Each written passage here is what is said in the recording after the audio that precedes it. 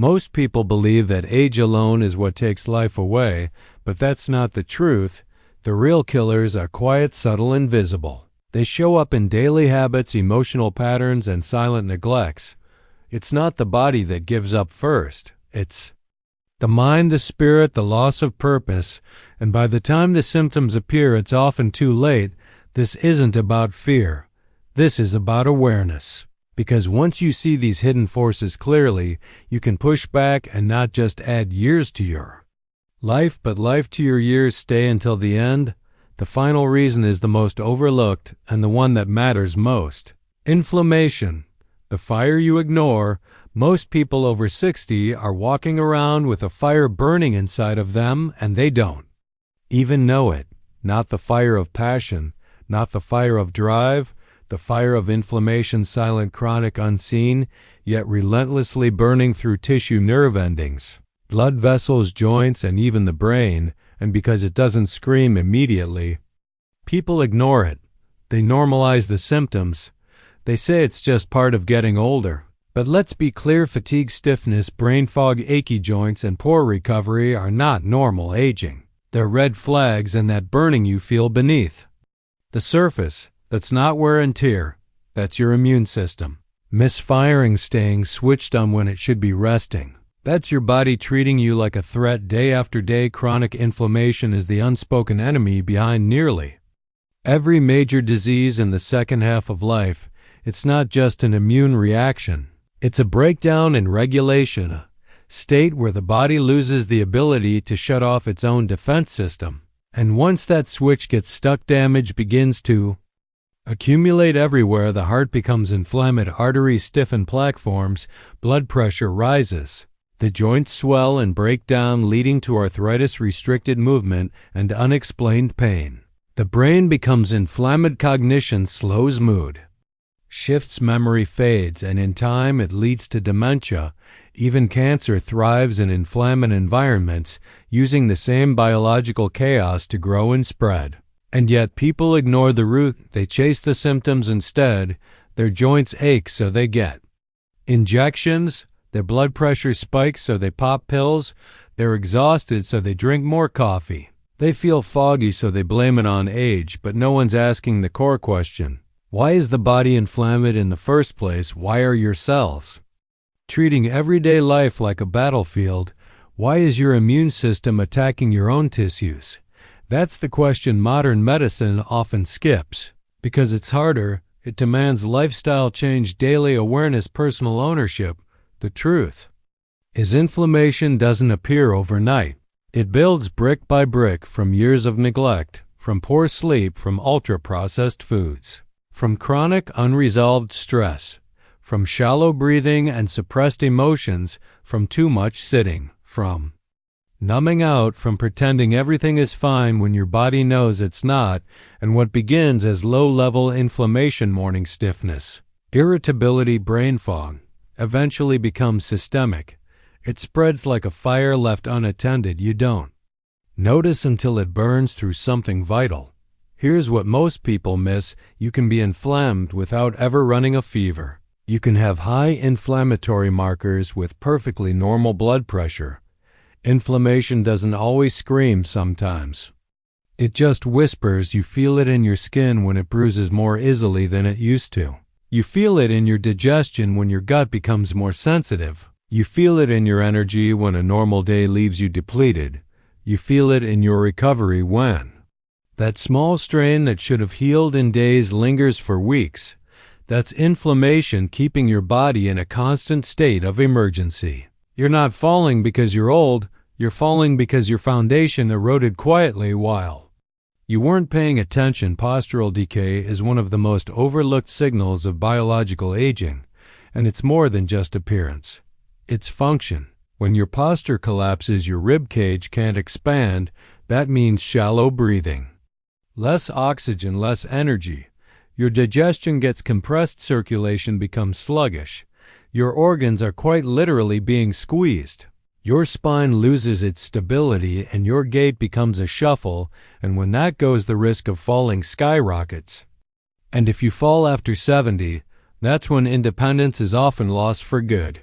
A fractured hip, a long hospital stay, then a wheelchair, then the slow descent. That's the path, and it all begins with posture. But here's what no one tells you: this isn't destiny. Its habit. Posture is a daily decision repeated until it becomes unconscious. And here's the beautiful part: you can change it at any age. Your muscles aren't dead, they're asleep, they've been ignored, and your nervous system, it hasn't forgotten how to move. It just mirrors what you do most. So if you sit slouched for hours every day, your body molds to that shape. But the moment you begin to reverse it, even slowly, even gently, your body starts remembering. Alignment can return. You can activate your glutes, strengthen your back, open your chest, realign your hips.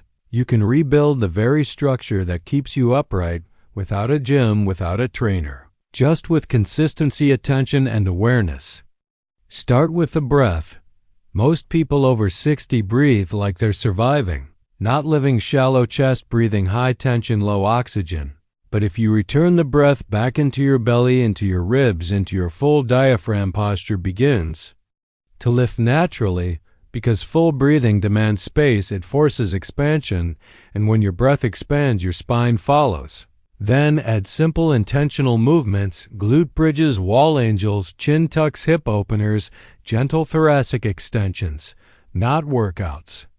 Reminders, signals to your nervous system that these areas still matter, that you still care, that strength still belongs in your body. Do them daily, not as punishment, but as devotion. Not because you're trying to look younger, but because you're fighting for function, because you're preserving independence, dignity, and power. And here's the deeper part that no one talks about: posture isn't just physical, it's psychological. When your body collapses inward, your thoughts follow. Your worldview narrows, your mood dips, your confidence erodes, your very identity begins to shrink. Studies show posture even affects hormone levels. Slouched positions raise cortisol and drop testosterone. Not only do you feel weaker, your body becomes weaker, and once that loop begins, it's hard to escape. You look down, you feel down, you move less, and life becomes smaller, not because of a tragedy, but because your spine surrendered without a fight. But the opposite is true too. When you earn your posture back, your mind rises with it. When you stand taller, you think more clearly, you breathe more deeply, you feel more capable, and people treat you differently too. No one says it, but everyone sees it. Strong posture radiates vitality. Weak posture signals decline, and the world responds accordingly. That's why this isn't just about preventing a fall, it's about reclaiming presence, reclaiming you. So, if you've been ignoring your posture, stop. Don't wait until you need a cane to realize your foundation is crumbling. Start now. Sit with intention, walk with awareness, breathe with fullness, stretch the front of your body, strengthen the back, and remind yourself daily this structure is yours to rebuild. Every day you delay, gravity wins a little more, but every day you fight, alignment returns. Strength returns, clarity returns, and your future shifts, because aging doesn't kill you, collapse does. The kind of collapse that creeps in so slowly you don't notice it until it's too late, but it doesn't have to be that way. You can rise, you can rebuild, and the moment you do, your body won't just feel different. You will be different. So ask yourself, honestly, when was the last time someone truly heard you? When was the last time you laughed with another soul until your eyes watered? When was the last time someone asked how you were doing and waited long enough for the real answer? If it's been a while, don't sit in silence waiting for the world to knock on your door. Go knock on theirs. Be the one who calls, be the one who shows up, be the one who says, I'm not done connecting yet. Because here's the hard truth. Once your social world dies, the physical body soon follows. Your muscles weaken, your memory dims, your sleep becomes shallow, and your emotional core, the spark that makes life feel worth living, begins to fade. But here is the good news. Connection can bring it back. One conversation, one shared meal, one walk, one moment of being truly seen. That's all it takes to begin restoring what was quietly lost. Don't let this culture of isolation swallow you. Don't settle for small talk and empty days. Fight for depth. Fight for laughter. Fight for friendship, because connection isn't optional at this stage in life. It's your lifeline. And you are still here, still needed, still capable of creating joy, but only if you choose not to vanish. Stagnation. The brain you stop using. People blame aging for everything. The fog, the forgetfulness, the hesitation in speech, the slow response times. They assume it's just part of getting old. But the truth is sharper and far more urgent. Most of what we call aging isn't caused by time. It's caused by neglect. It's caused by stagnation, because the brain doesn't shut down because you got older. It shuts down because you stopped using it. The research is clear. Not all memory loss is neurological. Much of it is behavioral. When you stop learning, your brain starts pruning. When you stop solving unfamiliar problems, it stops building new pathways. When you stop using your eyes and hands in coordinated, challenging ways, your motor cortex goes dormant, and when there's no new input, no friction, no curiosity, no real challenge, the brain doesn't just get bored. It begins to atrophy. Neurons disconnect, synapses fade. Your mental capacity doesn't vanish. It rusts, and once that rust becomes your baseline, you start mistaking it for your identity. Let's be blunt. Your brain isn't old, it's unused. Most people hit 60, retire, and unconsciously retire their minds at the same time. They fall into patterns, same meals, same headlines, same routines, same 3 people. They confuse comfort with stability. And in doing so, they enter the most dangerous state a human can live in: cognitive autopilot. Everything becomes predictable, safe, familiar, and because nothing stretches their awareness, nothing grows. Here's what no one tells you. The brain is designed for tension. It grows through effort, through confusion, through trial and error, through making sense of new patterns. If you're not regularly doing something that makes your brain uncomfortable, then you're not growing. And if you're not growing, you're dying, not metaphorically, neurologically. The frontal lobe shrinks. The hippocampus weakens, neuroplasticity slows, and that's when people start slipping. They forget names. They blank mid-conversation. They repeat stories without realizing. And before long, the fog settles in, not because the brain is broken, but because it's unchallenged. Crossword puzzles aren't enough. Sudoku isn't enough. These are maintenance tools. What your brain needs is growth. It needs novelty, new movement, new languages, new rhythms, new skills that require failure, adaptation, and persistence. That's how you rebuild gray matter. That's how you reactivate circuits that haven't fired in years. The greatest lie about aging is that you're supposed to slow down, that it's normal to feel dull, that brain fog is inevitable, but it's not.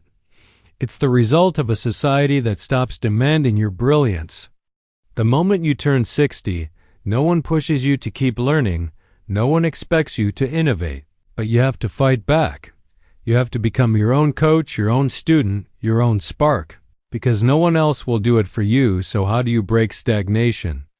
Start small. Use your non-dominant hand to brush your teeth.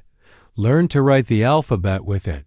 This stimulates new neural networks across both hemispheres. Take a course not for fun, but for struggle, something that forces you to think in unfamiliar ways. Philosophy, music theory, coding, history, a foreign language, anything with unfamiliar rules that push your limits.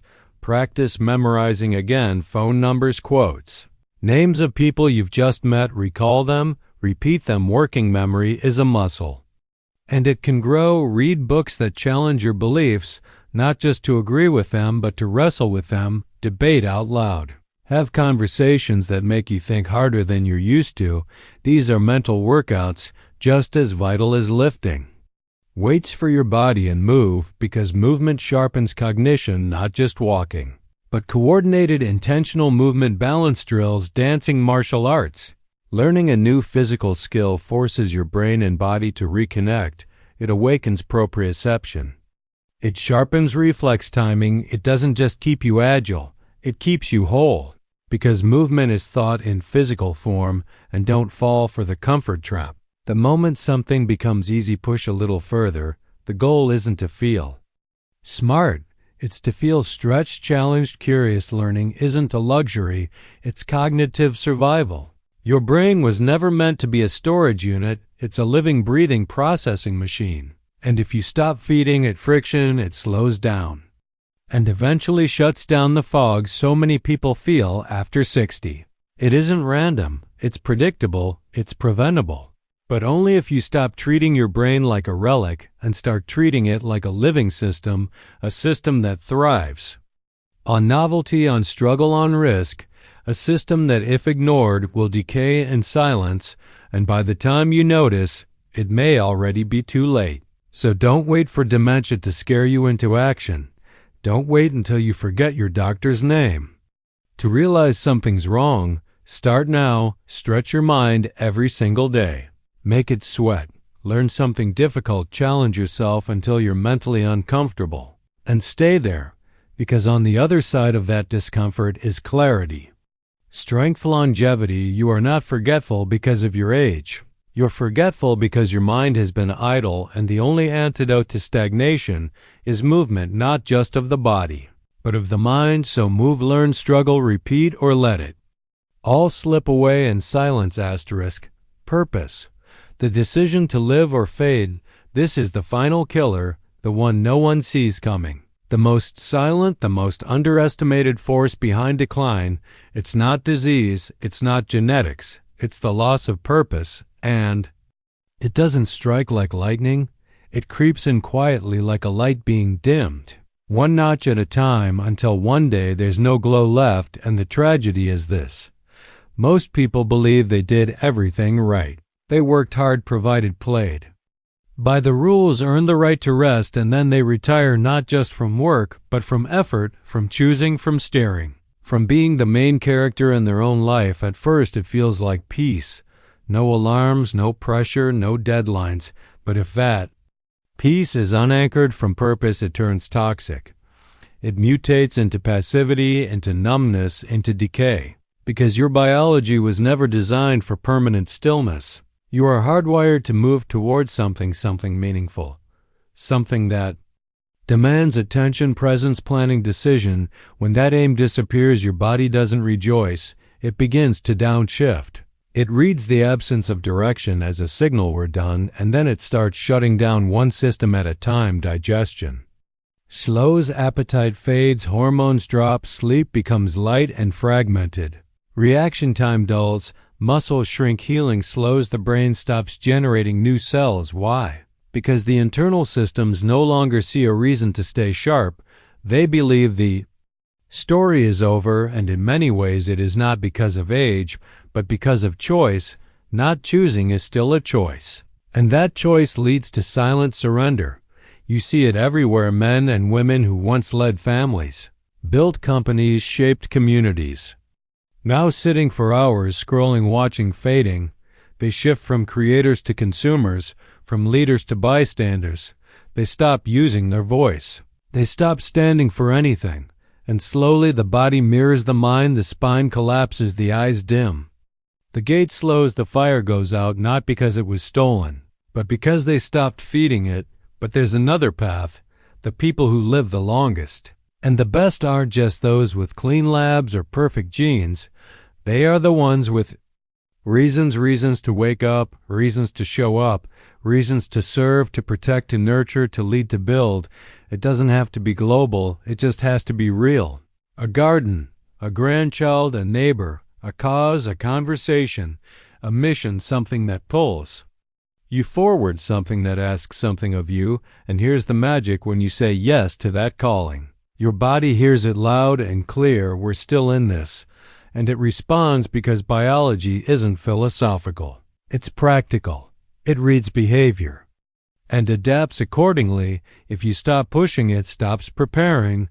If you stop choosing, it stops supporting. But when you reclaim ownership, even over something small like your walk, your breath, your hydration, the system reactivates, cells begin to communicate. Again, hormones rebalance, focus sharpens, healing accelerates. That's not willpower. That's biological alignment. Purpose is fuel at the cellular level, so let's be precise. Retiring from stress is good. You've earned that, but don't retire from. Leadership. Don't retire from vision. Don't retire from responsibility, especially over your own state, because the moment you surrender that to routine, to convenience, to the default, your life stops expanding, and when life stops expanding, it begins to close in. The calendar shrinks, the emotions flatten, the days blur, and time starts slipping through your fingers, not from speed, but from sameness, and you weren't built for that, even in your 70s, 80s, 90s. Your nervous system is listening, still adapting, still waiting for a signal. Let's move, let's try, let's decide. And that signal doesn't have to be dramatic. It can be simple, as humble as mentoring someone, as steady as learning a new skill, as quiet as walking daily and making it non-negotiable, but it has to come from you. No one can assign you purpose. It must be chosen. Ask yourself honestly, who would be impacted if you showed up sharper this year? Who still needs your presence, your wisdom, your stability? What part of life still stirs your curiosity? What story are you still writing? Because if you don't have an answer, it's not because there's nothing left. It's because you stopped asking the question. It's because you stopped asking. Purpose doesn't abandon you. You abandon it when you decide there's nothing left to reach for. And that moment, that's when decline begins, not physical, psychological. And once the mind disengages, the body isn't far behind, so take it back. Even if you've drifted, even if it's been years, even if your circle is smaller and your energy feels lower, even if your role has changed, the mission hasn't ended. It's simply evolving. Your power now lies in depth, not speed, in wisdom, not flash, in presence, not pressure. But make no mistake, it is still needed. The world still needs elders who lead, not just sit, who choose to stay. Awake, alert, alive. Not just wait for the end, because here's the final truth. The moment you stop steering your life, your timeline shortens quickly, and you won't realize what you gave up until your body forgets how to fight for it. So choose not just to exist, but to live, not just to last, but to lead. Pick a direction, any direction, but make sure it's yours. And the moment you do, the body will follow. You won't fade, you'll ignite. You don't live long by accident. You live long by resisting the slow death of comfort, the weight of isolation, the erosion of strength, the retreat of the mind. So if you're over 60, this is not your wind down phase. This is your final masterpiece. Create it with intent. Walk stronger, stand taller, think deeper, connect harder, and live like someone who plans to be here. Sharp, strong, present, long after the world expected you to fade.